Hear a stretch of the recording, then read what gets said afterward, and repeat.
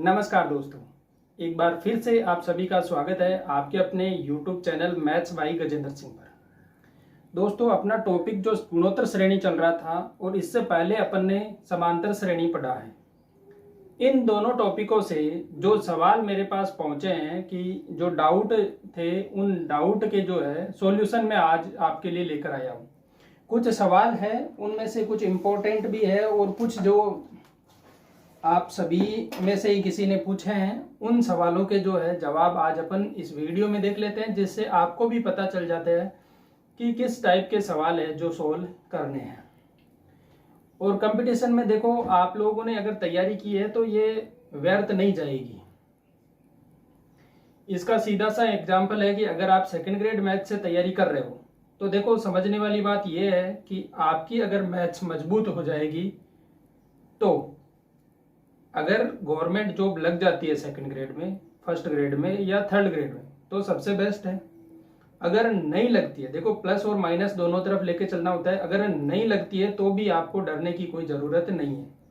अगर आपने second grade की मैथ्स अच्छे से पढ़ ली है तो आप इतने मैथ्स में प्रिपेयर हो गए हो कि आप किसी भी स्कूल में 11th 12th पढ़ा सकते हो। अगर आपकी बीएससी आपने अच्छे से पढ़ी है तो बीएससी के लिए भी बीएससी के स्टूडेंट को पढ़ा सकते हो। और 11th 12th में भी अगर आप पढ़ाते हो तो मान के चलो 30 से 40 हजार रुपये महीना आप कमा सकते हो।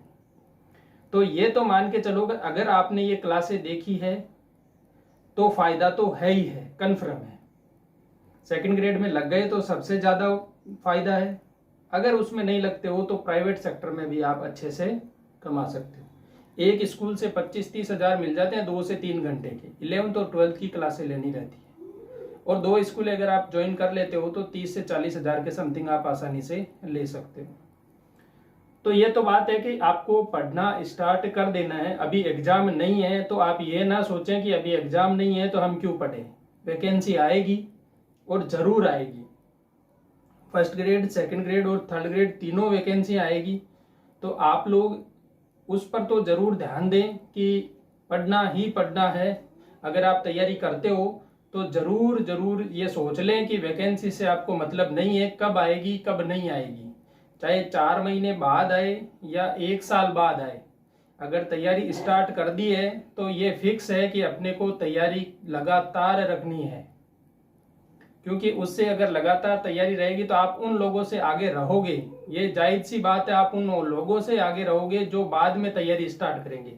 अगर आपने, मैं कहता हूं कि अगर एक बंदे ने तैयारी आज स्टार्ट की है और एक बंदा 10 दिन या 1 महीने बाद स्टार्ट करता है, तो अगर आपने 1 महीने तक रेगुलर तैयारी की है तो आपके 2 से 3 टॉपिक जो है उससे ज्यादा अच्छे मजबूत हो जाएंगे। बस आपको ध्यान रखना है कि आपको सिर्फ और सिर्फ तैयारी को रेगुलर रखना है। रेगुलर रखोगे तो गणित अच्छी हो जाएगी, और अच्छी हो जाएगी तो आप इसके साथ साथ, और अगर मैं तो कहता हूँ तैयारी करते हो इसके साथ आप किसी 11th 12th के विद्यार्थी को ट्यूशन भी देते हो तो भी आपको फायदा मिल जाएगा। तो आप लोग ये मान के चलें, ये क्लासें जो है आपके लिए बहुत ही उपयोगी है। तो देखो, जो सवाल आए हैं मेरे पास, उन सवालों के सॉल्यूशन आज अपन देख रहे हैं कि जो गुणोत्तर श्रेणी और समांतर श्रेणी से जो प्रश्न अपने पास पहुंचे हैं उनका सॉल्यूशन मैं आज करवा रहा हूं। देखो, सवाल ये कह रहा है कि पहला सवाल एक आया है कि वो है 3, फिर है 15, उसके बाद है 35 और उसके बाद है 63, और आगे दे रखा है और n पदों का योग आपसे पूछा है।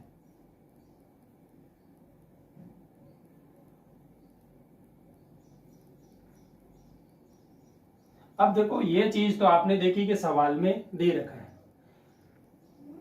पहले थ्योरी मैंने सारी पिछली क्लासों में करवा दी है, तो आप लोग ये ध्यान दें कि अगर आज ही वीडियो देख रहे हैं तो पहले वाली क्लासें आप देखें। उन क्लासों को देखने से आपको बहुत से फायदे मिलेंगे। इसके साथ ही देखो, इस सवाल के साथ अपना देखो ऑप्शन भी दे रखे हैं। ऑप्शन देखो क्या क्या दे रखा है। पहला ऑप्शन दे रखा है n/3, कोष्टक में दे रखा है 4n² + 6n + 1। बी ऑप्शन आपका दे रखा है n/3 इसके साथ है 4n² plus 6n minus 1, 4n² plus 6n minus 1। C option है अपने पास n/3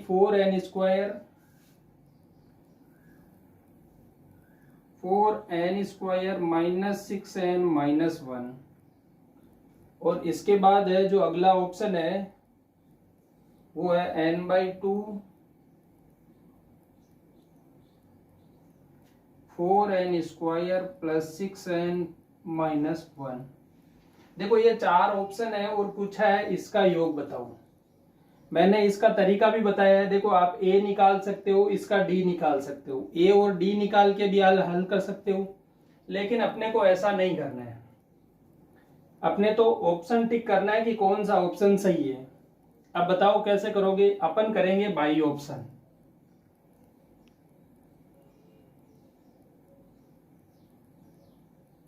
बाई ऑप्शन अपने को चेक करना है, और चेक करने का तरीका मैंने क्या कहा था कि पहले अपन रखेंगे n बराबर 1, n बराबर 1 रखेंगे, और अगर अपना पहला पद आ जाता है, मतलब एक पद का योगफल पहला पद ही होगा, एक पद का योगफल जो जिस पद से आता है वह अपना आंसर होगा। अगर इसके बाद भी अगर लगता है कि किसी दो ऑप्शन में समान नंबर आ गए, तो आप कहेंगे कि सर अब क्या करें, जब दोनों में समान आ गए तो कौन सा टिक करेंगे। जब इससे नहीं बनेगा तो फिर अगला अपन n बराबर 2 लेके सोल्व करेंगे, और n बराबर 2 में उन दो ऑप्शन को ही टिक करेंगे जो ऑप्शन समान आ रहे हैं, उन दो ऑप्शन को ही चेक करेंगे, क्योंकि जो असमान थे उनको तो अपन ने पहले ही रिजेक्ट कर दिया, और रिजेक्ट करने के बाद अगली संख्या से अपन उन ऑप्शन में टाइम खराब नहीं करेंगे। ये आप ध्यान रखना। तो देखो पहले मैं n बराबर 1 ले लेता हूं, और कौन सा पद अपने को 3 देता है तो वह अपना ऑप्शन सही हो जाएगा। देखो यहां रखते हैं n बराबर 1, तो ये होगा 1/3। इसके साथ देखो यहां 1 रखूंगा तो 1 का स्क्वायर 1 हो गया, तो ये हो जाएगा 4।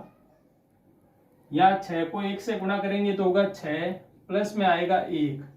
ये देखो 6 और 4 10 और 1 11, तो ये आ रहा है 11/3, जो कि नॉट इक्वल टू 3 है, मतलब ये ऑप्शन नहीं होगा। इसके बाद आप ये बी ऑप्शन ट्राई करेंगे अपन।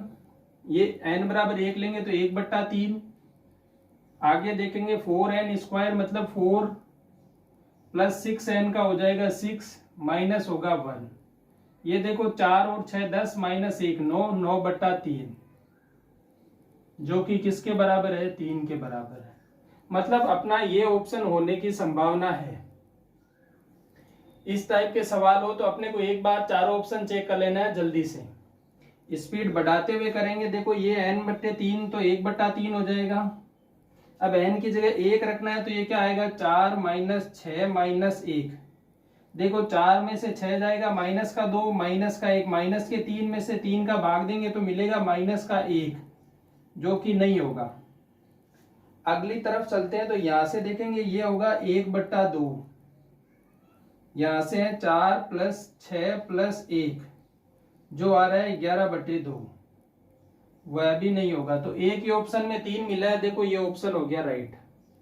अब देखो यहां से अपने को सॉल्व करना ज्यादा इजी रहेगा, और अगर आप बाई मेथड करोगे तो लंबा प्रोसेस होगा। तो मैंने पहले ही कहा है कि अपने को बाई ऑप्शन चलना है। अपने पास ऑप्शन रहेंगे, उसमें n की वैल्यू रख देंगे, और वैल्यू रख देंगे तो अपना क्या होगा? आंसर मिल जाएगा। इसी टाइप से सवाल करने हैं अपने को। अब देखो इसका मेथड समझना है तो पहले क्लासें ली है, उन क्लासों में इनके मेथड मैंने समझाए हैं। तो अब मैं मेथड नहीं बताऊंगा यहाँ पर, क्योंकि यहाँ तो अपन ये डाउट सोल्व कर रहे हैं, और डाउट जो है वो कंपटीशन में किस प्रकार से अपने को करना है वही अपन यहाँ पे देख रहे हैं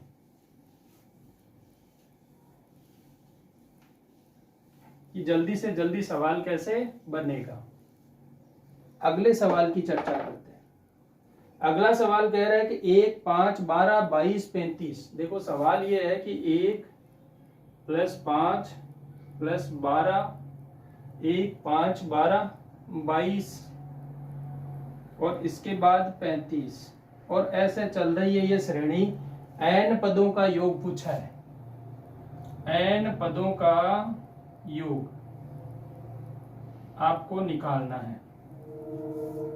तो देखो क्या करेंगे, ऑप्शन देखेंगे। जब ऑप्शन दे रखे हो तो ऑप्शन देखेंगे अपन। तो पहला ऑप्शन है n+1/2, देखते ही रिजेक्ट कर दोगे, क्योंकि अपने को पता है ये प्राकृत संख्याओं के योग का फॉर्मूला होता है। और यहाँ पर देखो पहला पद तो एक है, एक के लिए तो ये सही हो जाएगा, लेकिन जैसे ही n=2 लिखेंगे तो यहाँ पर जो ये 6 है वो नहीं मिलेगा, आपको 6 नहीं मिलेगा यहाँ पर। तो ये क्या होगा, ये रिजेक्ट हो जाएगा। ये ऑप्शन तो आपको पता चल गया कि गलत है, नहीं होगा। बी ऑप्शन देखते हैं।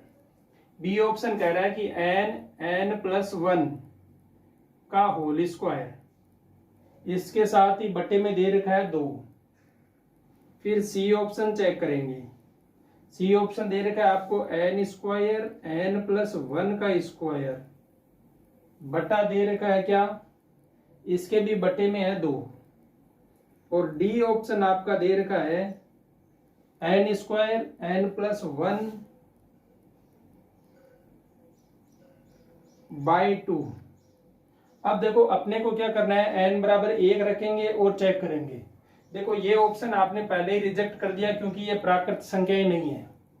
अब अगले में देखते हैं, इसमें देखते हैं n=1 रखते हैं तो 1 और ये 2, 1 और 2 का 2 का स्क्वायर करेंगे तो 4, 4 में 2 का भाग देंगे तो क्या आएगा 2। तो पहला पद नहीं आ रहा, मतलब ये भी नहीं होगा। देखो इसके मान में अगर आप n=1 रखते हो तो 1 × 2 2, 2 का 2 से गुणा करेंगे तो 1 आएगा। लेकिन आप सबको पता है ये प्राकृत संख्याओं के योग का फॉर्मूला है, और ये प्राकृत संख्याओं वाली सीरीज नहीं है, इसलिए इसको आपने यहीं पर क्या कर दिया, क्रॉस कर दिया। यहाँ पर n=1 रखा, मान आया 2, ये इसके बराबर नहीं है, तो अपने ये भी क्रॉस हो गया। आगे चलते हैं।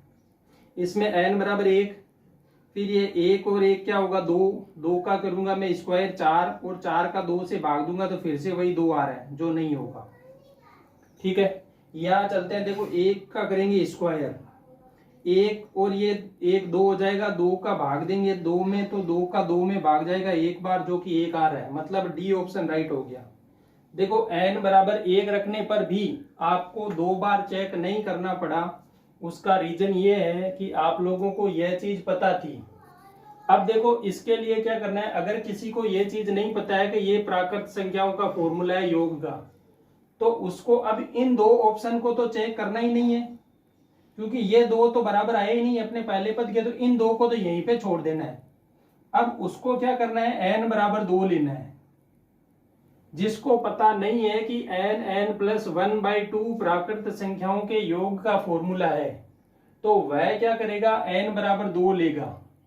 n=2 लेकर इसको a और d इन 2 ही ऑप्शन को चेक करना होगा, क्योंकि इन 2 में उसको टाइम खराब नहीं करना है। और ये सबको पता भी है, लेकिन अगर किसी को नहीं भी पता हो, या देखो एग्जाम में कुछ ऐसी सिचुएशनें भी बन जाती है कि आपको आते हुए भी सवाल ऐसा लगता है कि ये नहीं हो रहा।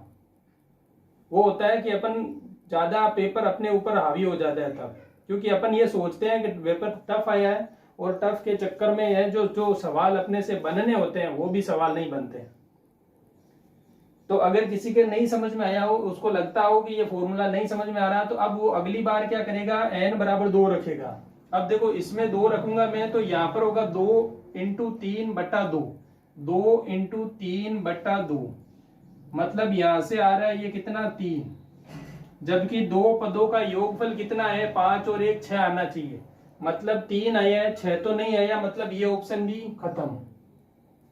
अब तो आपके पास ऑप्शन 1 बचा है, इसको चेक करने की भी जरूरत नहीं है।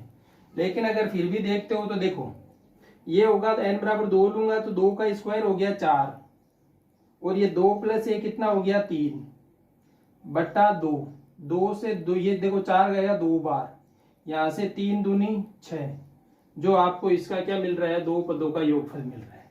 ठीक इसी प्रकार से n=3 लोगे तो ये 18 होगा टोटल, और ये 18 मिलेगा आपको। आगे आपको चेक ही नहीं करना है। देखो 2 यहाँ खत्म हो गए, एक ऑप्शन यही खत्म हो गया, इसको चेक ही नहीं करना है, राइट ऑप्शन कर देना है।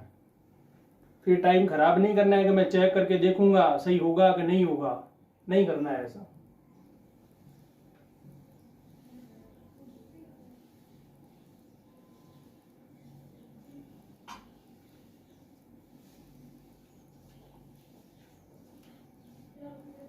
अब देखो एक सवाल आया किसी दोस्त का, उसने ये कहा है कि इस सवाल का सॉल्यूशन कैसे करेंगे। 1/1 × 2 प्लस 1/2 × 3 प्लस 1 ये 3 × 4 और ऐसा चलते हुए n पद है और n पदों का योग आपसे पूछा है।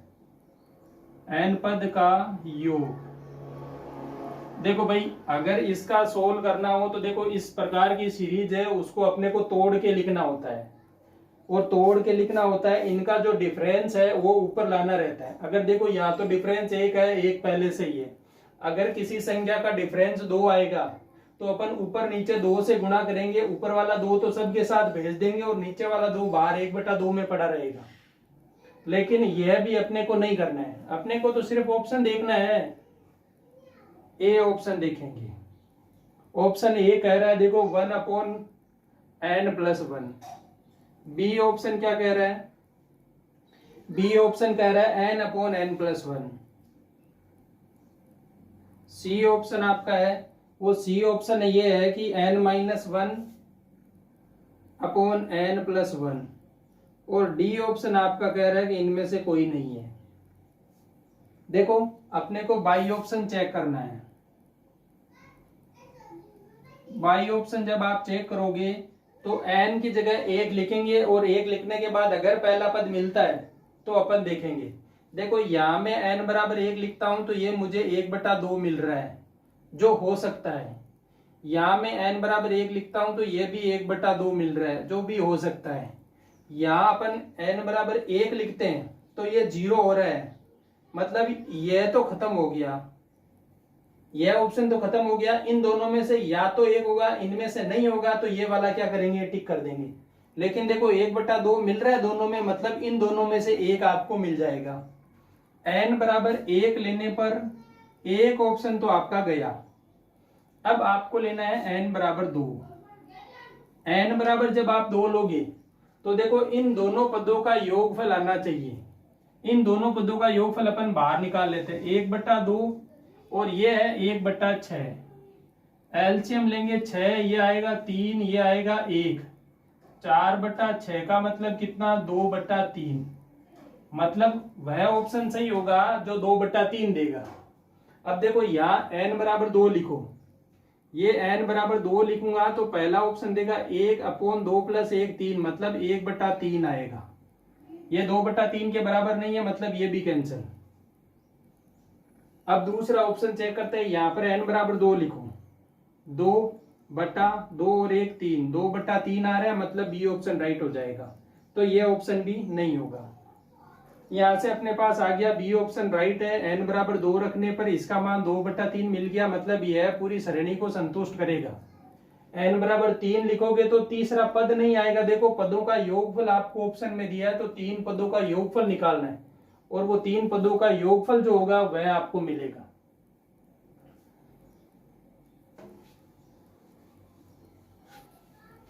तो अपने को देखना है कि सवाल को किस टाइप से करना है। बाई ऑप्शन ही श्रेणी वाले सवाल आपको बाई ऑप्शन ही करने हैं, जिससे आपको क्या है, समय बच जाएगा और समय के साथ साथ आपसे सवाल ज्यादा बनेंगे और गलती होने के चांस भी क्या रहेंगे, कम रहेंगे।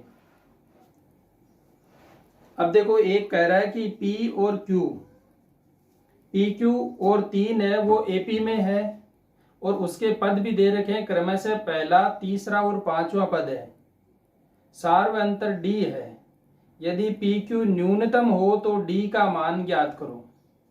देखो सवाल अच्छा है और सवाल देखने लायक भी है। देखो सवाल कह रहा है कि P, Q और 3 ये तीनों समांतर श्रेणी में है और कह रहा है P तो है पहला पद, Q है तीसरा पद और जो 3 है वो है 5वां पद।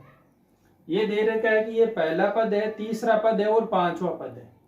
और इसके साथ ही आपको दिया है जो सार्व अंतर अपन मानते हैं समांतर श्रेणी में, वो सार्व अंतर भी इसने दे दिया है D।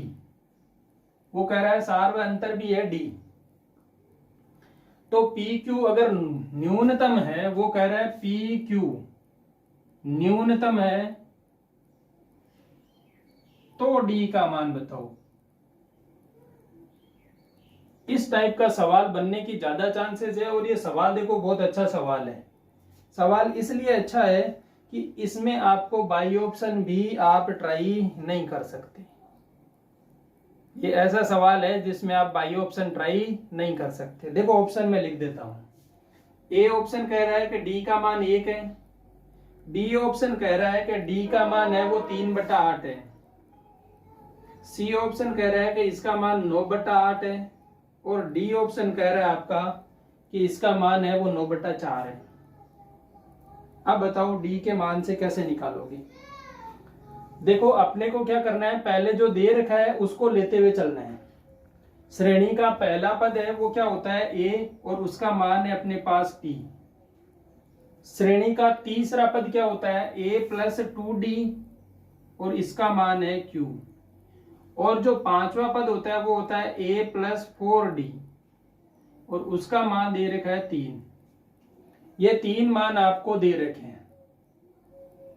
3 मान आपको क्या है दे रखे हैं। पी क्यू न्यूनतम है तो पी और क्यू का गुणा अपन निकाल लेते हैं। पी और क्यू का गुणा करेंगे तो देखो ये आएगा a × a + 2d। ये हो गया पी और क्यू का गुणा। पी और क्यू का गुणा क्या आ गया, ये आ गया a × a + 2d। अब देखो a का मान रख देते हैं यहां पर। a का मान रख दो।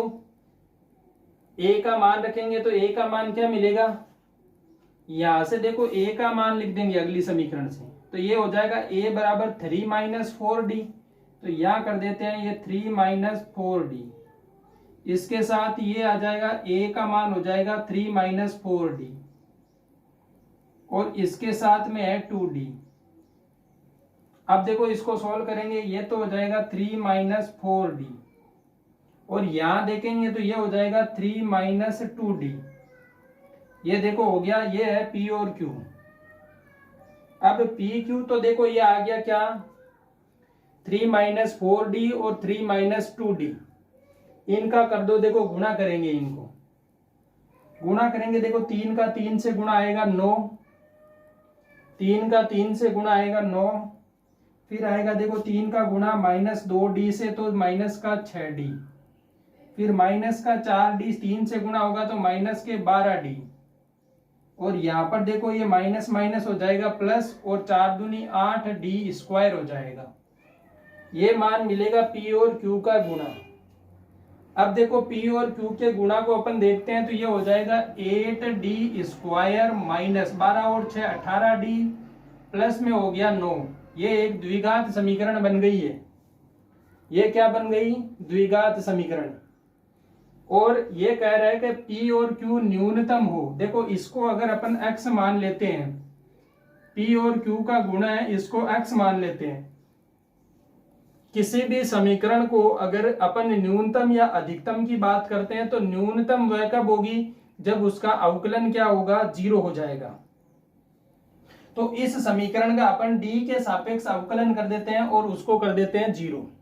तो यहां से देखो मैं dx/dt, मतलब मैं इस समीकरण का d के सापेक्ष क्या कर दूंगा, अवकलन।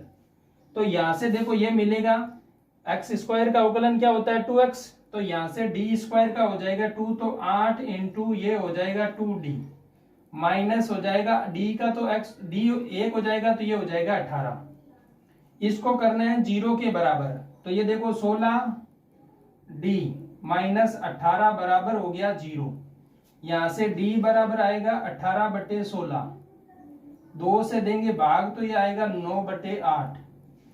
मतलब ये है कि d का मान क्या आएगा, जब p और q को न्यूनतम रखना है तो d का मान आएगा 9/8। ये सी ऑप्शन में होगा राइट। देखो इस टाइप का सवाल एग्जामिनर पूछेगा, और वो इसीलिए पूछेगा क्योंकि बाई ऑप्शन इस सवाल को आप नहीं कर सकते। आप स्क्रीनशॉट ले सकते हो या आप इस सवाल को लिख लो अपनी नोटबुक में। स्क्रीनशॉट ले लो फिर लिख लेना, जिससे क्या हो, समय का उपयोग हो जाएगा आपने। क्योंकि मैं अगर इसको रखूंगा तो फिर ज्यादा टाइम खराब होगा। एग्जामिनर इस टाइप का सवाल पूछेगा और ऐसी पूछने की उम्मीद थोड़ी ज्यादा है, क्योंकि इसमें है जो थोड़ा सा कंसेप्ट आपको पता होगा। तीनों पद दिए हैं, तीनों की वैल्यू काम में लोगे और जिसको ये पता होगा न्यूनतम है तो इसका अवकलन 0 करेंगे, और अवकलन 0 करेंगे तभी डी का मान मिलेगा। तो इसमें अवकलन भी आ गया साथ में और श्रेणी भी आ गई, 2 टॉपिकों से सवाल बन गया देखो ये।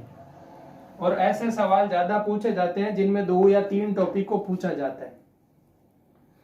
एक देखो ये सवाल ऐसा भी है, और ये याद भी कर लेना आप, ये दे रखा है CN4, फिर दे रखा है CN5, और ये दे रखा है CN6। ये कह रहा है कि एपी में है तो n का मान बताओ।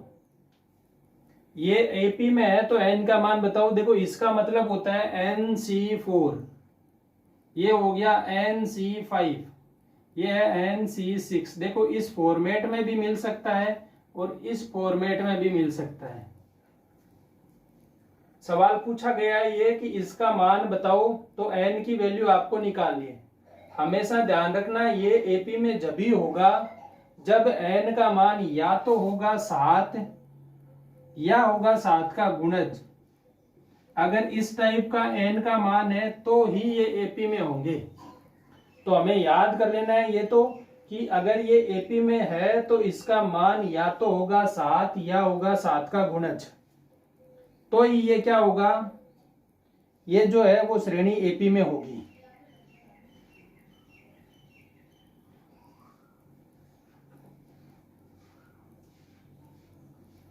तो ये चीज ध्यान रख लेना, आप अपने नोट्स में लिख लेना कि अगर इस टाइप का सवाल बने और पूछे कि ये एपी में है तो n का मान क्या होगा। हमेशा ध्यान रखना, ऑप्शन चेक करेंगे। अगर ऑप्शन में देखो ए ऑप्शन ये कहता है कि 14 हो, बी ऑप्शन ये कहता है कि 15 हो, सी ऑप्शन कहता है 16 हो, या डी ऑप्शन कहता है 17 हो, तो अपना 14 ऑप्शन होगा।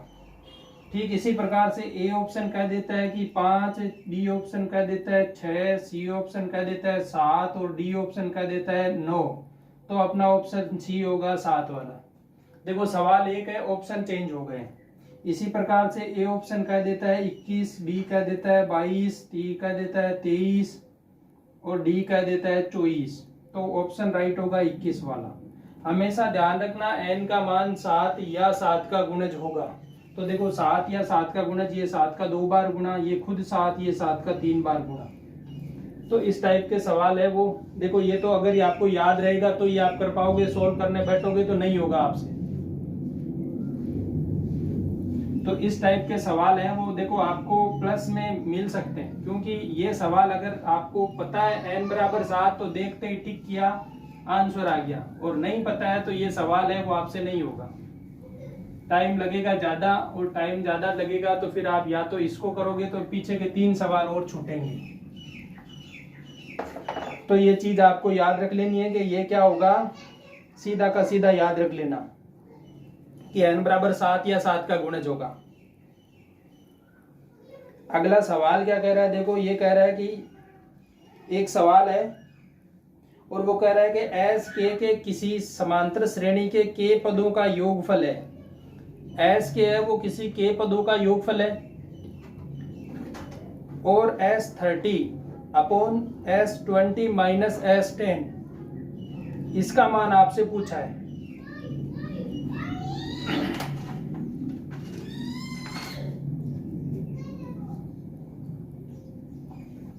तो देखो अपन क्या करेंगे, एक सीरीज मान लेंगे।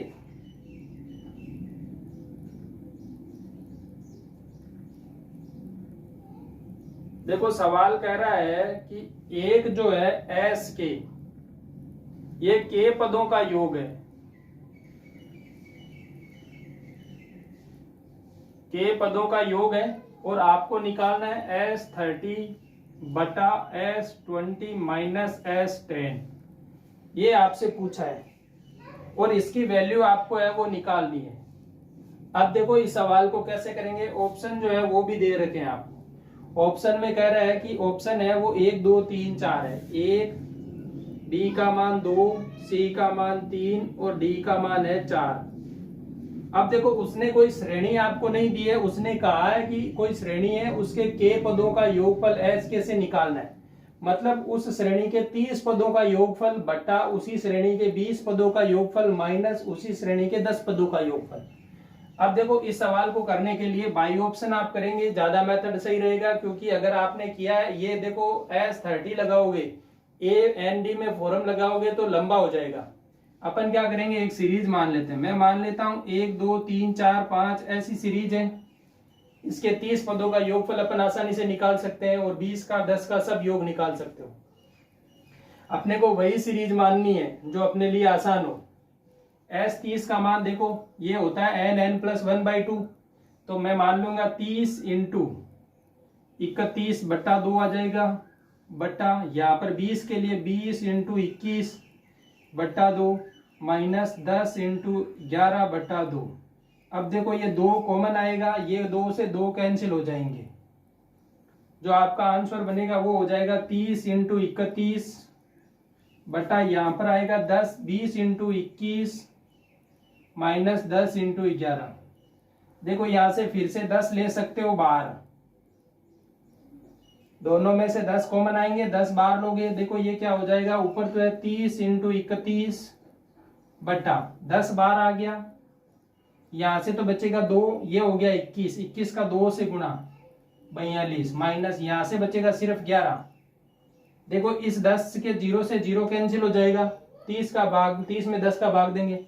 ये देखो 42 में से 11 निकालो, कितना रहेगा 31।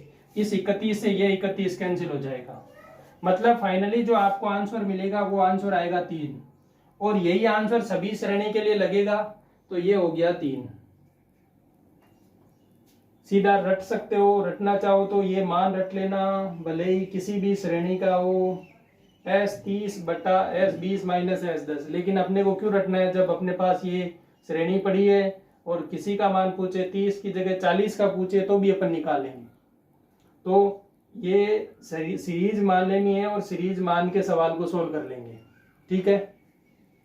बाकी अगर आप देखो इसको और दूसरा तरीका क्या होगा, ये होगा n/2, फिर आता है 2a प्लस n-1, तो यहाँ होगा 29d।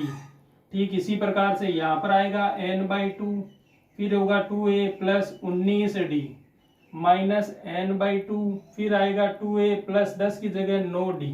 अब देखो यहाँ से ये n/2 कटेगा कॉमन आके, फिर ये 2a प्लस 19d बटा 2a plus 19d minus 2a plus 9d।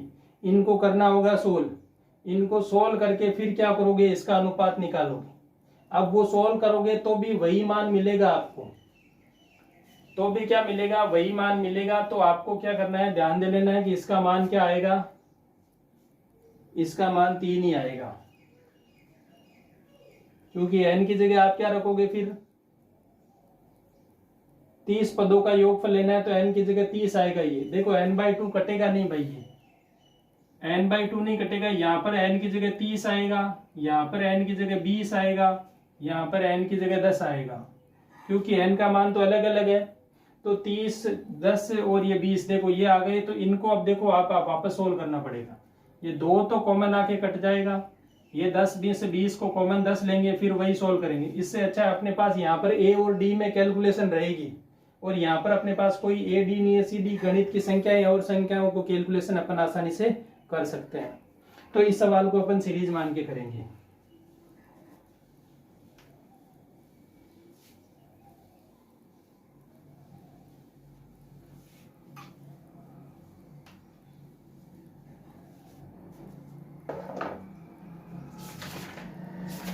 अब देखो अगला ये सवाल है, और ये सवाल कह रहा है कि A1 A2 A3 A4 AN तक है वो AP में है, और इसी के साथ उसने दिया है कि 1/A1 A2 plus 1/A2 A3 A3 A4 A4 5 ऐसे चलते हुए AN-1 AN, इसका योगफल आपसे पूछा है, और इसी के साथ दिया है कि ऑप्शन आपको दे रखे हैं। अब देखो इस पद को देखेंगे अपन, ये पद कौन सा है, यहां पर देखेंगे तो देखो A1 A2 पहला पद है, इसका A1 A2 आ रहा है, तो ये n-1वां पद है, इसीलिए पहले n-1 और फिर n आया। अब देखो इस सवाल को सोल्व करोगे तो इसके लिए आपको एक सीरीज मान लेनी। मैं कहता हूं ये जो सीरीज AP में है, मैं मान लेता हूं 1 2 3 4 ऐसी सीरीज है, n पद तक है। n पद का मतलब ये है AN-वां पद है, AN-1वां पद होगा वो n-1 होगा। इन सभी को अपन इस इक्वेशन में रख देते हैं, तो ये हो जाएगा 1/1.2 प्लस में होगा 1/2.3, मतलब इनका गुणा है, ये गुणा है यहाँ पे, प्लस है 1/3 इंटू 4। इसी प्रकार से चलते हुए यहां तक पहुंचेंगे, दिया होगा n-1 इंटू एन। अब देखो इसको अपन है वो, देखो इनके जो अंतर है उसके बराबर है, ऊपर अंतर इनका एक एक का है, एक ऊपर है। इसको लिख सकते हैं 1-1/2, इसको लिख सकते हैं 1/2 - 1/3, इसको लिख सकते हैं 1/3 - 1/4। ठीक इसी प्रकार से इसको लिख सकते हैं 1 - n - 1/n। अब देखो ये ऐसे कटती हुई जा रही है, ऐसे कट जाएगी, लास्ट में बचेगा 1 - 1/n। n से करेंगे गुणा तो ये आ जाएगा n - 1/n। ये देखो कहां पर मिलेगा अपने को, n - 1/n। अब देखेंगे कि अपने पास ये सीरीज, इसको सॉल्व करने के बाद योग में आ रहा है n - 1/n, n - 1/n आ गया। अब इसको देखेंगे, इसके साथ में देख लेते हैं, जो n तो है a nवां पद, तो जो है वो n - 1/, इसके साथ गुणा में आप एक भी तो मान सकते हो, क्योंकि ऑप्शन के हिसाब से ट्राई करेंगे तो अपने को पता चलेगा कि कौन सा ऑप्शन सही है। तो देखो n - 1 तो आपके पास इसमें भी है, इसमें भी है, इसमें भी है, लेकिन a1 + an का मतलब क्या होगा, अपनी सीरीज मानी उसमें ये होता n+1 होता, जब यहां होता अगर 1 - n नीचे होता तब। ये है a1 × an, मतलब 1 × n, तो ये वाला ऑप्शन मैच खा रहा है, n - 1/n आ रहा है, इससे आ रहा है डी ऑप्शन से, तो ये डी ऑप्शन राइट हो जाएगा। इस सवाल को करने के लिए आप ये सीरीज मान के कर लो। दूसरा मेथड ये है कि आप क्या करेंगे, a1 a2 a3 an तक अगर समांतर श्रेणी में है तो आप इसको a मानोगे, ये a d होगा, ये a2 d होगा, ये an - 1d होगा। फिर क्या करेंगे, इनकी जगह उनके मान लिखेंगे, यहाँ होगा a × a + d, ये होगा a + d × a + 2d।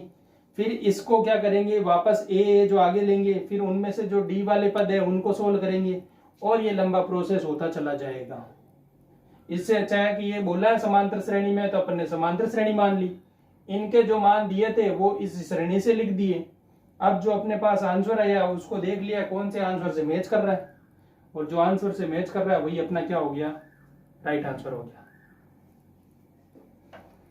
कुछ इसी प्रकार के सवाल है जो अपन और देख लेते हैं। देखो अगला सवाल क्या कह रहा है,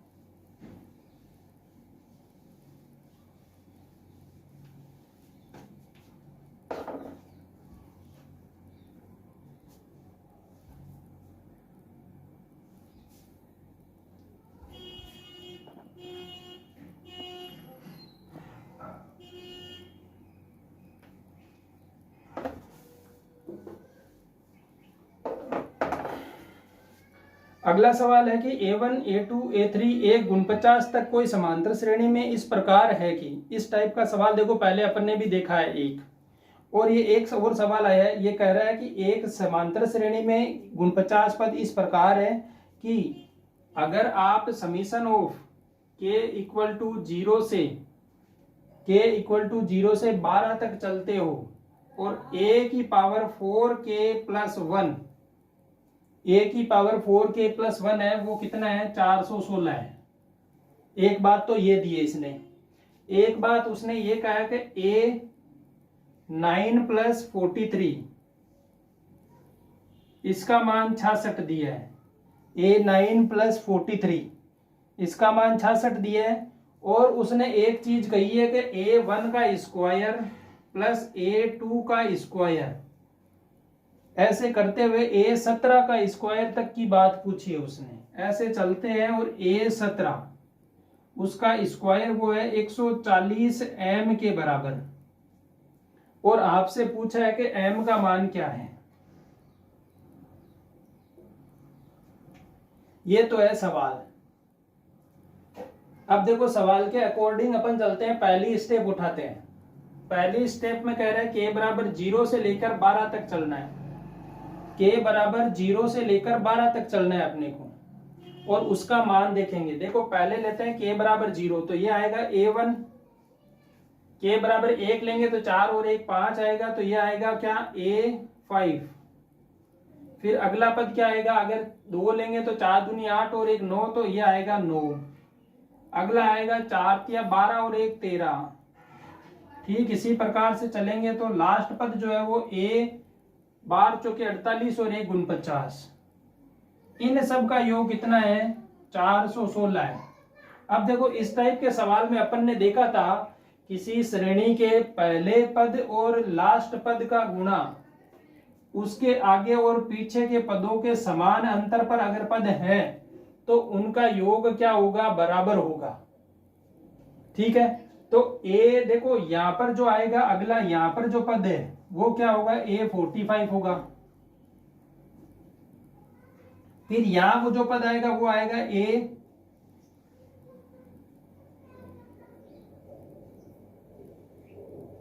यहां पर 11 हो गई। 10 लेंगे तो देखो 40 और 1 41 आएगा। इसी प्रकार से देखो इसकी बात करेंगे तो ये पद जो है 9 और 43, ये 9 और 43 है वो आगे से और पीछे से बराबर पर मिलेंगे आप। तो इन पदों का योगफल जो है वो अपन क्या करेंगे, आगे यूज ले लेंगे। अब देखो ये जो पैर बनेंगे, ये पैर कितने बनेंगे आप बताएंगे मुझे कि ये कितने जोड़े बनेंगे। ये जोड़े देखो टोटल पद कितने मिलेंगे, 0 से लेकर 12 तक। मैंने 0 भी रखा है और 12 भी रखा है, तो टोटल 13 पद है। ये 13 पद है। तो इन 13 पदों से देखो आगे और पीछे वाले को जोड़ते हुए चलेंगे तब 12 पद तो आपस में जुड़ जाएंगे और एक मध्य का पद जो होगा वो अलग से रहेगा, मतलब वो प्रॉपर बीच वाला पद होगा। तो वो क्या होगा, इनके मान के आधा हो जाएगा, मतलब 6 तो पूरे जोड़े बनेंगे और एक आधा जोड़ा बनेगा। यहां से बनेंगे 13.5, 6.5 होता है। 6.5 को अपन ने भिन्न में बदल लिया तो ये क्या हो गया 13/2, और 13/2 तो ये हो गया। इसके साथ क्या मिलेगा A1 प्लस A गुण 50 होगा, इसका मान है 416। इनको काटो, यहां से काटेंगे देखो 2 से तो गुणा और 13 से का देंगे भाग, 2 से गुणा करेंगे और 13 का भाग देंगे। तो यहां से जो ये A1 प्लस A गुण 50 होगा वह मिलेगा 64। 2 से करेंगे गुणा और 13 का देंगे भाग, तो ये आएगा जो A1 प्लस A गुण 50 है वो 64। अब देखो A9 प्लस A43 तो 66 है और A1 प्लस A गुण 50 क्या है 64 है। इनके मान रख देते हैं। A9 क्या होगा, A9 क्या होगा A प्लस 8D। उसी प्रकार से जो A43 है वो होगा A प्लस 42D। तो इनके मान रख देते हैं। देखो यहां से तो ले लेते हैं, ये होगा A प्लस A, यहां से देखो करेंगे इनके मान रखो। पहला पद क्या होगा A गुण 50वां पद क्या होगा A प्लस 48D। इसको देखो सोल्व करेंगे, ये बराबर में दे रखा है 64। अब ये देखो एक इक्वेशन तो बनी है 2A plus 48D equal to 64। एक इक्वेशन यहां पर देखो मैं मान रख देता हूं, इसमें भी A9 क्या होगा A प्लस 8D। ठीक इसी प्रकार से A43 क्या होगा A प्लस 42D, वो किसके बराबर है 66 के। इसको सॉल्व करेंगे तो ये होगा 2A प्लस 42 रेट क्या हो गया 50D इक्वल टू 66। देखो ये इक्वेशन और ये इक्वेशन दो है, दो इक्वेशन है, दो अचर गुणा के इनके मान निकालने हैं। तो ये क्या हो जाएगा 2A plus 50D equal to 66। यहां से देखो घटा दो इनको, ये कैंसिल हो गया। 50D में से ये गया तो माइनस का 2D इक्वल टू यहां पर आ रहा है माइनस का 2, तो D का मान तो आ गया 1। D का मान क्या आ गया 1। अब D का मान 1 किसी भी समीकरण में रख दो तो ये हो जाएगा 2A प्लस 48 इक्वल टू 64। यहां से 2A की वैल्यू क्या आएगी, इसको उस तरफ भेजेंगे, इसको क्या करेंगे उस तरफ भेजेंगे, तो यहां से क्या मिलेगा A का मान आ जाएगा। ये A का मान कितना आएगा, ये देखो इस तरफ जाएगा तो 48 और 2 16 आएगा, तो A बराबर आ गया 8। ए का मान आ गया, डी का मान आ गया। ए और डी का मान आपके पास आ गया। अब आपको क्या करना है, ए और डी का मान यहां पर आप रखोगे, तो इसके साथ जो अपने को पूछी है ये इक्वेशन, ये वाली, इसका मान अपने को चाहिए। देखो अब मैं बाकी रफ कर देता हूं, क्योंकि बाकी मान अपने आप कोई काम की नहीं है इक्वेशन। आप वीडियो को रोक के एक बार के लिए पूरे मान लिख लेना, उसके बाद आप क्या करोगे, इसको हटा लेंगे। अब देखो ये तो मैंने सारे हटा दिए। ए और डी का मान अपने पास है, डी बराबर तो आया है 1 और ए बराबर आया है कितना, 8।